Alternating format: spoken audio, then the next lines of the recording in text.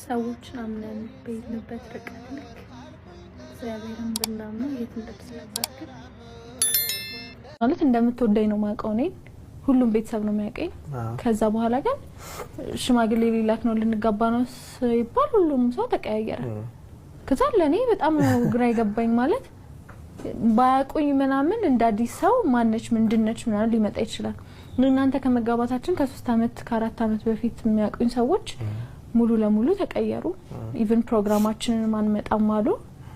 ለኔ በጣም ከባድ ነበር። ከዛ ደግሞ ማለት አንተን ካለ ቤተሰብ ብቻህን ምንድነው ማደርግህ ፕሮግራም ቀለበት እየተጋባን ነው ብለን ቁጭ ብለን አንመጣም ማንንም አይመጣም ሲባል እኔም በጣም ነበር ግራ ይገባኝ። ላንተ ምን አይነት ምላሽ መስጠት እንዳለብኝ ራሱ አላቅም።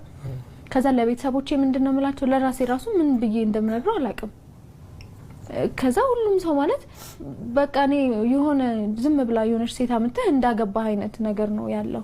ከዛ ማንንም ሰው ደውሎም እንኳን ደሳለሽ ያለኝ የለም። ኢቭን ሽምግልና አልፎ ከ3 ወር ምናምን በኋላ ስመረቅ ማንንም ሰው ሌላ ብቻችንን ደስተኛ መሆን መልመድ እግዚአብሔርን መደገፍ ይበልጣልና አላቅም ለማን እንደሚጠቅም ይሄ ነገር። ሁላችንም ግን ከባድ ጊዜ እናሳልፋለንና እግዚአብሔር አብሮን ይሁን ከሁላችንም ከእውነት በችግራችን በሀዘናችን በጭንቀታችን ይግባ።